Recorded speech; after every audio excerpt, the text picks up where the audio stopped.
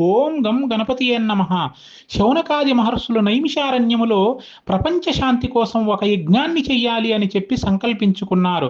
అదే సమయములో సూత మహర్షి లోక సంచారము చేస్తూ అక్కడికి విచ్చేశారు. సూతులు వారిని సాదరంగా ఆహ్వానించారు శౌనకాది మహర్షులు. మహాత్మా, మేము ప్రపంచ శాంతి కోసం ఒక యజ్ఞాన్ని చెయ్యాలి అని చెప్పి సంకల్పించుకున్నాము. ఈ శుభ సందర్భములో మీరిక్కడికి విచ్చేశారు. మాకు చాలా సంతోషముగా ఉన్నది. కానీ ఈ సందర్భములో మాది ఒక కోరిక ఏమిటంటే, మీ పవిత్ర హస్తాలతో యజ్ఞాన్ని ప్రారంభించి యజ్ఞం పరిసమాప్తి వరకు మీరిక్కడే విడిది చేసి భగవత్కథలతో మమ్మల్ని ఆనందింపచేయవలసిందిగా ప్రార్థన అని చెప్పారు. తప్పకుండా అలాగే చేస్తాను నాయనా అని చెప్పాడు. రేపటి శుభముహూర్తాన ముందుగా విఘ్నేశ్వర స్వామిని పూజించి రేపటి శుభముహూర్తాన నేను యజ్ఞాన్ని ప్రారంభిస్తాను అన్నాడు. వెంటనే శౌనకాదుల మహాత్మా, ఎవరు ఏ పని చేసినా కూడా విఘ్నేశ్వర స్వామిని పూజిస్తారు. ఎందుకు? ఏ కారణము చేత?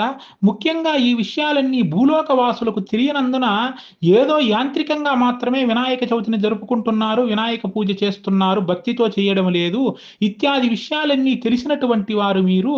కాబట్టి ఆ వినాయక స్వామి చరిత్రనంతటినీ, ఆ మహాగణపతి పురాణాన్ని మాకు తెలియజేయండి అన్నాడు. సూతుల వారి ఆనందానికి అంతు లేదండి. ఎంతగానో ఆనందించాడు. ఆహా ఆహా, ఏమి నా ఈ భాగ్యము!